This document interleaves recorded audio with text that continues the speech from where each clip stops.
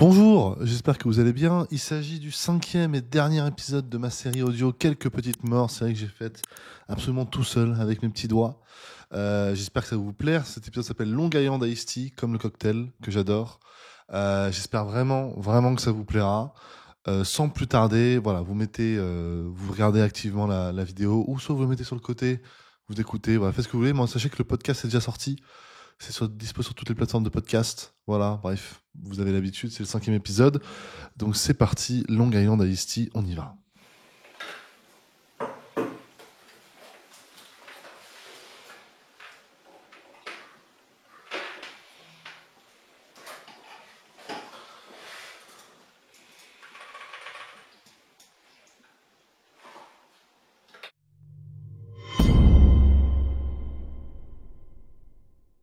Je me suis arrêté dans un bar avant de venir ici.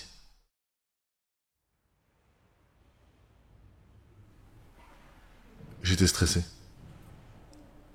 Quand je suis stressé, j'arrive en avance. Et quand je suis à l'heure, c'est que je suis pile dans l'appréhension et la détente. Si je suis en retard, je suis beaucoup trop à l'aise. Je ne suis jamais en retard et là, j'étais très en avance, alors je suis allé dans un bar.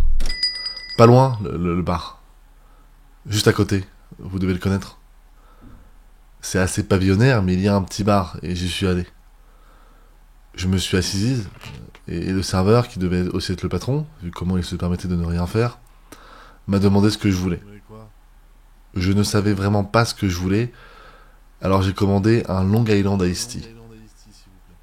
Je n'en ai jamais bu. C'est ma mère qui en a bu toute sa vie. J'ai longtemps pensé que c'était du vrai thé glacé, et pour m'inclure dans sa beuverie, elle me donnait souvent du soda. Je ne bois pas d'alcool et le Long Island Iced Tea, c'est 5 alcools blancs différents. Vodka, tequila, rhum, triple sec et gin. Tout ça dilué dans du Coca-Cola, tout simplement. Un zeste de citron et voilà.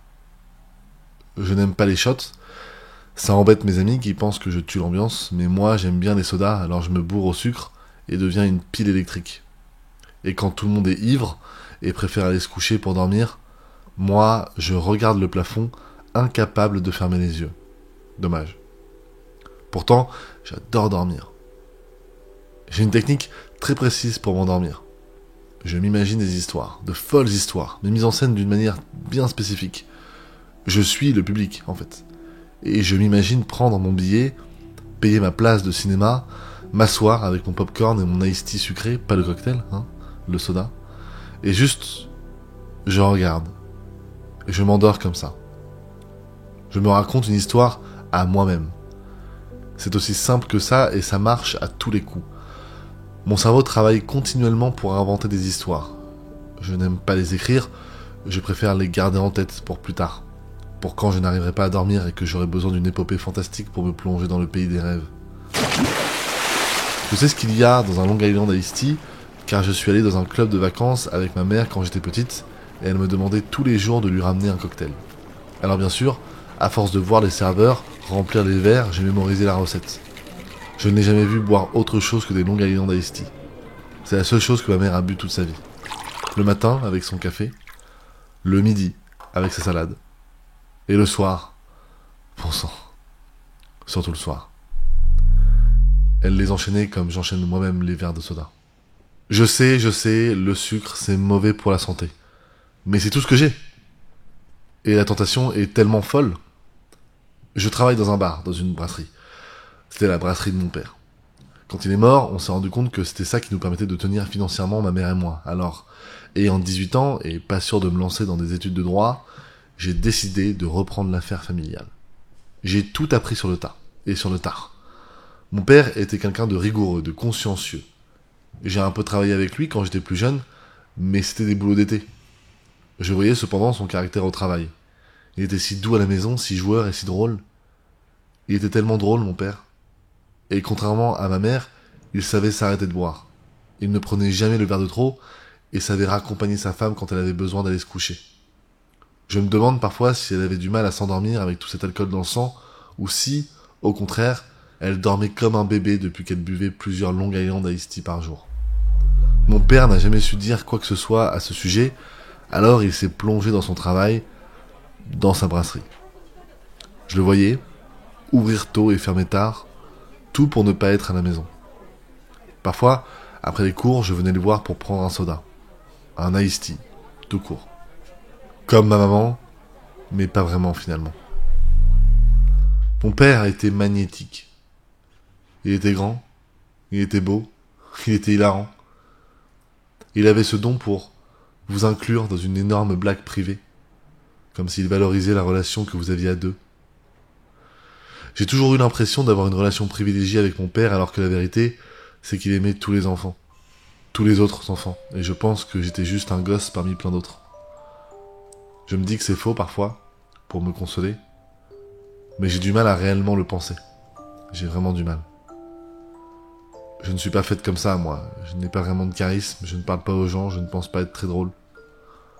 Mon père avait aussi une tendance à affronter ses problèmes avec un optimisme à toute épreuve. Dès qu'un obstacle se dressait contre lui, il se mettait comme à parler à l'univers en disant « balance la sauce », comme s'il en demandait encore plus, comme s'il voulait encore plus de problèmes. Il y a tellement de conseils que mon père m'a donnés, je me répète « balance la sauce » tous les jours à peu près. Ou soit, je me souviens très bien qu'il m'avait expliqué que le caractère, c'est comment tu agis quand personne ne te regarde. Et ça c'est du conseil. Il n'y a pas une semaine qui passe sans que je pense à cette phrase. Ça fait 10 ans que le bougre est mort et voilà ce qu'il me reste. Ces petites phrases débiles. Balance la sauce, putain. Ou soit, il disait aussi, laisse couler ou coule avec. Généralement, en parlant des clients qui lui cassaient la tête. Dès que ça lui prenait l'esprit le soir, il le disait à voix haute, comme si ma mère et moi devions être témoins. Comme si nous devions dire, il l'a dit, c'est bon. Mais je pense qu'il s'en fichait pas mal. De nous. Quand les choses de la vie sont dures, quand j'ai du mal à affronter le reste du monde, je réalise que mes parents m'ont donné 2 exemples assez opposés. Ma mère préféra commander un nouveau Long Island Iced Tea, quand mon père aurait dit « Une mer calme n'a jamais fait un bon marin », et c'est très vrai. Tous ces conseils qui m'ont changé à jamais, et parce que je ne lui parlais pratiquement pas, il ne le saura jamais. Il est mort maintenant, et je ne parle pas aux morts. Je préfère me concentrer sur les personnes vivantes comme ma mère. Dommage, même si... C'est drôle car il parlait de la mer, de cette eau infinie qui s'étend à perte de vue, et moi, tout ce à quoi je pense, c'est à ma mère. À ma maman. Ma mère n'a jamais été calme, elle a toujours été ivre. Je la revois me crier dessus, un verre de Long Island Iced Tea à la main, à mélanger les mots qu'elle employait, à ne plus savoir quoi dire réellement. Et mon père, au travail dans sa brasserie, qui préférait rester au travail que se rendre compte que sa femme se perdait dans les abysses de l'alcool. Moi, je ne comprenais pas quand j'étais petite. Pour moi, on buvait la même chose, ma mère et moi, un soda. Et donc, je me retrouve dans un bar de quartier, mon Long Island Iced Tea en face de moi, posé sur la table sur un dessous de verre déjà humide par la condensation qui émane du verre, et je goûte pour la première fois. Et c'est dégueulasse. Vous avez déjà goûté 5 alcools blancs différents dilués avec du Coca-Cola ? Bah c'est immonde, les amis, vraiment immonde. Mais j'avais tellement d'avance que je suis resté là. J'ai observé la brasserie, j'ai vu les défauts. Des frigos qui manquaient d'un coup de chiffon. Des lumières pas optimisées pour éclairer le lieu. Il n'y avait pas de miroir alors que le miroir agrandit drastiquement l'espace. Je le sais, car mon père le savait. Et quand il est mort, il a laissé la brasserie à ma mère, et ma mère m'a poussé à reprendre l'affaire car elle n'était pas assez consciente pour la reprendre elle-même, et pas assez compétente. Et j'ai tout appris sur place. J'aurais adoré faire des études pour mieux apprendre à gérer l'établissement, mais on n'avait tout simplement pas le temps. On n'avait matériellement pas le temps. Alors je me suis lancé. Et j'ai réceptionné des livraisons. Et j'ai cassé des verres. Et j'ai appris à faire quelques cocktails. Et j'ai géré des problèmes dans l'équipe. Et j'étais heureuse de notre chiffre d'affaires un soir et déprimée un autre. Et c'était quelque chose. C'était quelque chose qui arrivait enfin dans ma vie si morose et qui ne demandait qu'à être vécu. Ça ne me plaisait pas, loin de là, mais ça me poussait à sortir de mon lit le matin et à m'éloigner un peu plus de ma mère et à comprendre mieux mon père. Un jour, par hasard, j'ai dit en rigolant à un des cuisiniers « Balance la sauce !» car il devait vraiment ajouter de la sauce. Et tout le monde a rigolé. On m'a ensuite expliqué que mon père disait constamment ça, et je n'avais pas fait exprès. C'était la première fois que j'ai eu un éclat de rire, honnête, provoqué par quelque chose que j'ai fait, et ça ne venait même pas de moi. C'est aujourd'hui très compliqué d'aller dans des bars ou des restaurants sans avoir un esprit critique sur ce qui m'entoure. Et je juge l'environnement comme si la restauration était tout ce que j'avais voulu faire dans ma vie. Quand non. Pas du tout. Je n'ai jamais su ce que je voulais faire dans ma vie. Dommage. J'ai toujours été porté par le vent. Donc je suis là, stressé, et je bois un cocktail dégueulasse, mais qui m'a coûté la peau des fesses, alors je le bois quand même en attendant ça. Ce que je suis en train de faire. J'ai attendu en m'inventant des histoires. En voilà un métier intéressant, à inventer des histoires. Je pense que si j'avais la patience de travailler, j'aurais pu inventer de belles et merveilleuses histoires pour enfants. Mais je n'ai pas cette abnégation pour le travail, pour l'écriture. Je sais écrire des commandes. Récupérer la brasserie de mon père, ça a été réalisé que je ne sais faire que ça de ma vie. C'est faux, je le sais, mais c'est ce que je pense. Ça fait 10 ans qu'il est mort, et je repense à tout ce qu'il m'a dit pour me préparer au monde extérieur. Ma mère n'a rien fait de tout ça. Pas besoin d'avoir fait des études de psychologie pour réaliser que la tâche que j'ai avec la brasserie de mon père, c'est pour me rapprocher de ce qui est trop tard, et d'éviter le jour où ma mère en mourra. Parce que putain, elle va mourir, c'est sûr. Vous vous rendez compte que si un parent ne voit pas son enfant aller au bout de sa vie, c'est triste, mais si un parent voit son enfant aller jusqu'au bout de sa vie, c'est triste. Aucun gagnant de possible dans ce schéma, et pourtant on fait des gosses. Parce que le trajet en vaut la peine, j'imagine. J'imagine, je n'ai pas d'enfant. J'ai peur d'avoir des enfants, de refaire les mêmes erreurs que ma mère, ou mon père. J'ai peur de mourir trop tôt, et qu'ils meurent trop tôt. Ce sont des pensées funestes, sombres, je sais, mais j'y pense. Et on est là pour dire ce qu'on pense, non? Alors je le dis.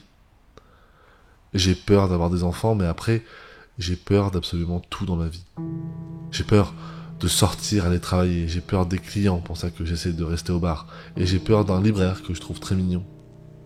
Ça n'a aucun rapport, mais c'est important de le préciser. Je crains le refus, que je puisse être humilié de tous les côtés. Mon père disait toujours, un navire est en sécurité au port, mais ce n'est pas à ça que sert le navire.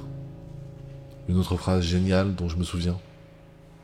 Je le revois avec son timbre de voix grave et rauque dont j'ai hérité, avec ses conseils de merde dont je me fichais étant gamine et c'est tout ce qu'il me reste de lui à présent. Et ma mère? Qu'est-ce qu'il me restera d'elle? Des cris. Beaucoup de cris. Et le son de la paille qui aspire de l'air à la fin de son cocktail.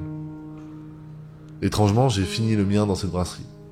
Dégueulasse, et pour aucune raison valable, j'en ai repris un second. Aucune goutte d'alcool pendant des années, et vous voir m'a fait paniquer, alors j'ai bu pour oublier mon stress. Et vous savez quoi? Ça ne marche pas du tout. Car je suis terrifié. Terrifié comme je le suis devant ce libraire que je trouve incroyablement mignon.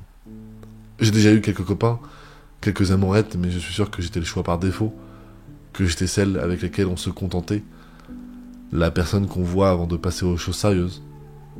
Et là, ce libraire me demande tout le temps si je veux un papier cadeau quand j'achète un livre. Je ne lis pas et j'ai une pile de livres à lire immense. Puis il me demande si j'ai aimé le dernier livre que j'ai acheté, alors je mens. Maintenant, je crains qu'il m'invite à boire un café, qu'on discute littérature et qu'il se rende compte que je ne suis qu'une fraude, qu'une imposture. Et j'ai envie qu'il m'aime. Ou au moins qu'il m'aime bien. C'est compliqué si je ne fais que gonfler son chiffre d'affaires, vous me direz. Quand j'étais petite, je voulais aussi plaire au monde entier. Et mon père me disait, tu as beau être la pêche la plus sucrée de l'arbre, certaines personnes n'aiment pas les pêches. Et il avait raison, ce con. Je le sais, je le sais. Mais alors pourquoi je veux constamment plaire au monde entier? Pourquoi les gens me terrifient alors que ce sont que des clients? Peut-être parce que je ne pense pas être si sucré que ça. J'ai un cousin qui ressemble beaucoup à mon père. Il est lui aussi très grand, très beau, très charmant, il a son caractère, une voix qui porte et s'énerve facilement. Il est rentier, va avoir 30 ans et a déjà 2 enfants, des jumeaux. J'espère qu'il est heureux parce que si lui ne l'est pas, je ne sais pas comment l'un de nous peut l'être. Il m'a aidé quand j'ai repris la brasserie, il m'a aidé sur quelques soucis de comptabilité. Rien de grave, mais ça m'a aidé à comprendre les rouages de l'affaire pour la faire fonctionner, la faire survivre pendant quelques mois. Ce cousin, il n'a peur de rien, rien du tout. Quand un démarcheur téléphonique l'appelle, il raccroche, il est confiant à ce point. Moi, je laisse la personne parler et je perds du temps. J'ai un jour oublié d'ouvrir le restaurant parce qu'on m'avait tenu la jambe au téléphone pendant des heures durant. Je le vois de temps à autre, il joue avec ses enfants, et sa femme, elle, boit de l'eau. Je me dis que ces gamins auront de la chance d'avoir une mère qui s'hydrate avec de l'eau et pas avec 5 alcools blancs différents dilués dans du Coca-Cola. c'est sûr que ma mère va mourir, c'est sûr. Déjà, parce que tout le monde meurt. Mais aussi parce que je ne sais pas, je le sens. Quand mon père est mort, on m'a demandé de parler à l'enterrement, mais je ne sais pas parler en public. Du coup, j'ai pris les paroles d'une chanson et je l'ai simplement récitée, c'est tout. Pourtant, il y a plein de choses que j'aurais voulu dire à mon père avant qu'il meure. Comme t'étais où, par exemple. Pourquoi tu m'as pas consolé quand on m'a largué au collège? Pourquoi tu m'as pas montré comment changer un fût de bière quand la pompe explose sur ton t-shirt? Pourquoi tu ne m'as pas dit que tu m'aimais? Pourquoi tu n'étais pas là quand maman me jetait des cendriers dans ma direction, alors qu'elle était ivre, morte et toi absent? Si une mer calme ne fait pas un bon marin, j'aurais échangé ma mère contre beaucoup de choses, car maintenant, c'est moi qui suis énervé. Et là, je ne peux plus rien lui dire, alors que ma mère est là. Je peux lui dire tout ce que j'ai envie de lui dire, sauf que je ne sais pas quoi lui dire. Je ne sais pas ce que j'aimerais lui dire. Rien ne peut s'arranger, vous me direz. Dommage. Je ne vis plus avec ma mère et pourtant, la nuit, j'ai parfois peur qu'elle me réveille, ivre morte, en train de m'empêcher de dormir en chantant des tubes des années 70-80. Oh, je connais mes classiques, mais à mon insu. Tellement à mon insu que ma brasserie ne passe pas de musique. Je pense que c'est pour ça que j'ai aimé le bar où j'ai été tout à l'heure. C'est parce qu'il y avait un silence d'or qui y régnait. Mes serveurs et serveuses aimeraient plus d'ambiance, mais il suffit d'augmenter un peu le son pour que je m'endorme, comme si dormir était un mécanisme de défense face à l'irresponsabilité passée de ma mère. Ma mère. Je pourrais écrire un livre sur cette femme. Le reste de ma famille la déteste car elle a toujours un verre de Long Island Iced Tea à la main. Mon cousin, par exemple, ne lui a jamais présenté ses enfants et jamais ils ne la verront. Du coup, on partait avec mon père à deux. On prenait la voiture et on roulait en écoutant FIP. Vous connaissez FIP? C'est une radio publique, sans aucune publicité, c'est agréable. Ça passe plein de choses, ça change du top 50 de ma mère. Mais pour moi, ma mère c'est ma mère. C'est compliqué de plus aimer sa mère car le monde entier nous dit le contraire. Et je n'ai jamais voulu aller contre le courant. Je ne suis pas comme mon père ou mon cousin, je ne suis pas construite comme ça. Pas que je sois différente, juste... Je suis pas construite comme ça. Quand j'ai retrouvé ma mère pendue dans notre salon, j'ai vraiment flippé, vraiment. J'ai réalisé qu'en arrivant plus tôt, elle m'aurait crié dessus car je l'aurais sûrement empêché de crever. Et si j'étais arrivé plus tard, eh ben... ça aurait été trop tard. Dommage. Mais je suis arrivé pile au moment où elle était assez consciente pour ne pas mourir, mais assez inconsciente pour qu'elle ne me crie pas dessus. Quand je l'ai trouvée, je n'avais vraiment pas envie qu'elle me crie dessus, je ne vous le cache pas. Le plus drôle, c'est que quand j'ai appelé les secours, ils m'ont dit de ne surtout pas lui donner de l'eau. J'avais envie de leur expliquer qu'il n'y avait pas eu d'eau dans son corps depuis 30 ans, mais je n'ai rien dit et je l'ai laissé là. Elle m'a vomi dessus. Sûrement le Long Island Iced Tea qu'elle avait mal digéré, je ne sais pas, aucune idée. C'est fou de vouloir mourir comme ça, c'est étrange. Mon père aurait aimé vivre plus longtemps et ma mère a voulu partir d'elle-même. Ce serait tellement génial de pouvoir donner un peu de notre caractère aux autres personnes. Le trop-plein de notre confiance en soi pour un entourage qui n'en a pas assez finalement. On l'a emmenée à l'hôpital et quelques jours après, je suis allé la voir sans savoir quoi apporter. J'ai un certain sens de l'humour dont j'aurais aimé lui offrir une bouteille de Coca-Cola ou d'Iced Tea, mais j'ai préféré des fleurs.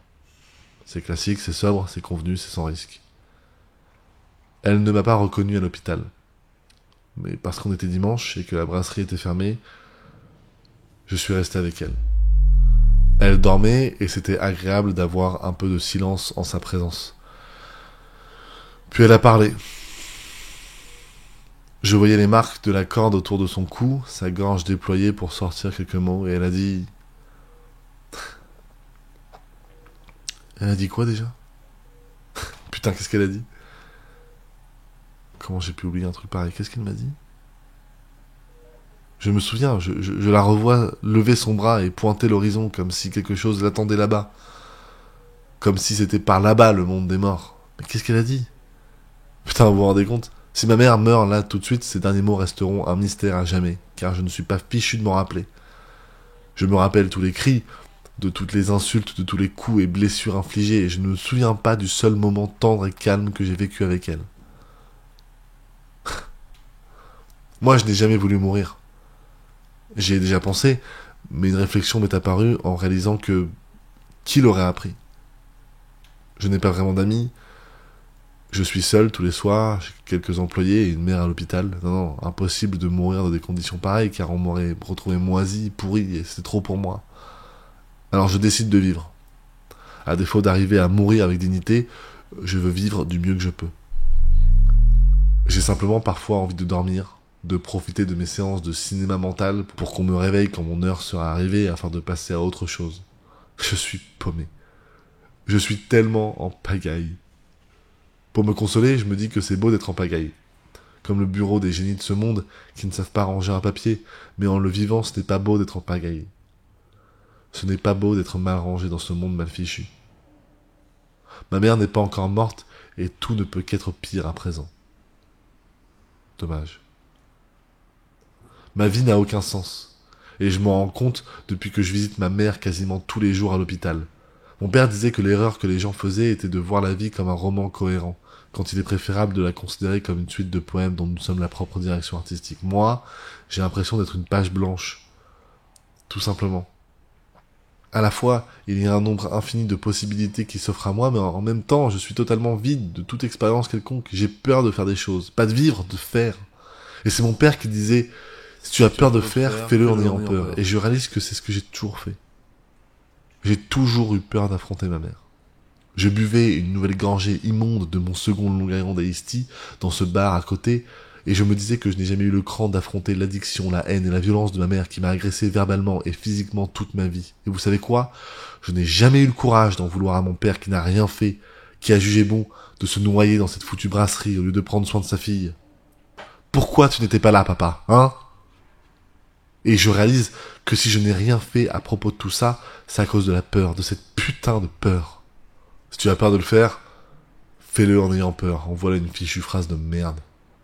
Je me demande si elle avait peur, ma mère. Dans les secondes où ses pieds ont quitté le sol pour se laisser porter par la seule corde qui la tenait par le cou. Je suis curieuse moi aussi. Parce que on n'en parle pas dans les livres. On n'en parle nulle part de ces quelques secondes avant la chute. On ne prévient personne de ces putains de secondes avant la chute, sauf que je les ai vues ces quelques secondes, en voyant ma mère se jeter dans le vide. Vous savez combien pèse votre mère ? Parce que moi, oui.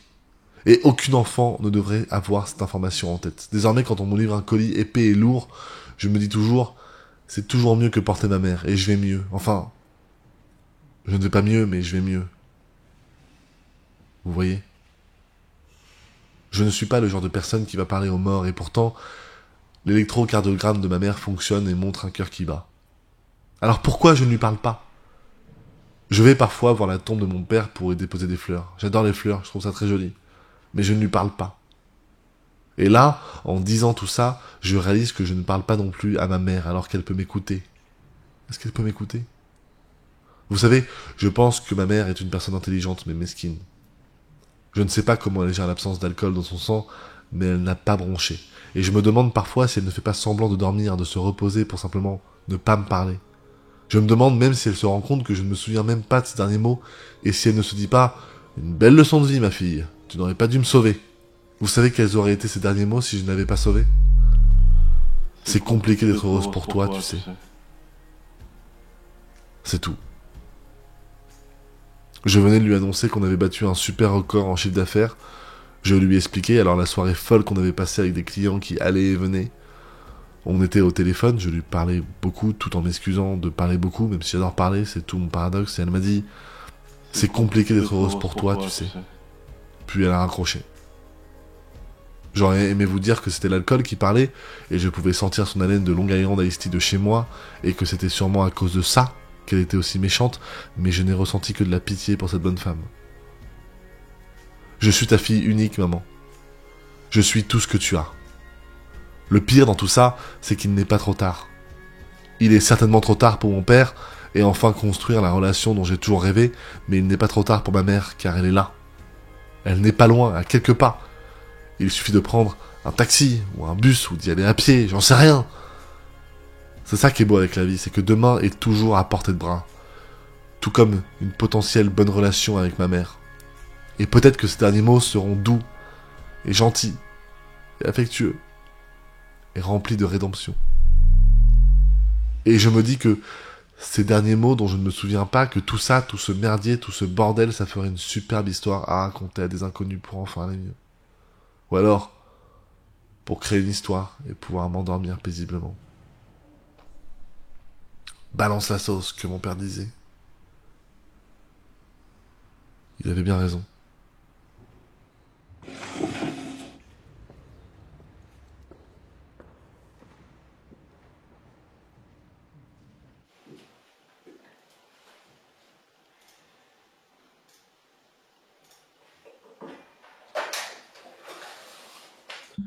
Et voilà, c'était le dernier épisode de la saison 1 de Quelques Petites Morts. Il y aura une saison 2. J'ai déjà commencé à bosser dessus.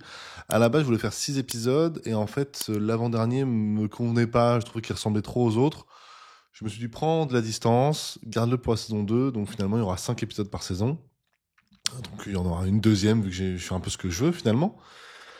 Mais voilà, j'espère que ça vous a plu. Vous pouvez tout réécouter. Donc, vous pouvez voir la vidéo YouTube, évidemment. Vous pouvez tout réécouter sur les plateformes de podcast. Mon podcast s'appelle Alfie. Il va y avoir de la fiction audio future pour la suite. Vous pouvez vous abonner à ce podcast. Le lien est dans la description. Vous pouvez aussi vous abonner à YouTube. Je vais donner des news de plein de choses, de tous mes projets. Et si vous voulez des news de manière plus régulière, il y a Instagram, tout simplement. Instagram, TikTok aussi pour du contenu vertical. Et bien évidemment, Patreon, où je publie le texte gratuitement. En fait, vous pouvez me soutenir financièrement, mais vous pouvez aussi vous inscrire gratuitement comme un blog, finalement. Voilà, c'est totalement possible.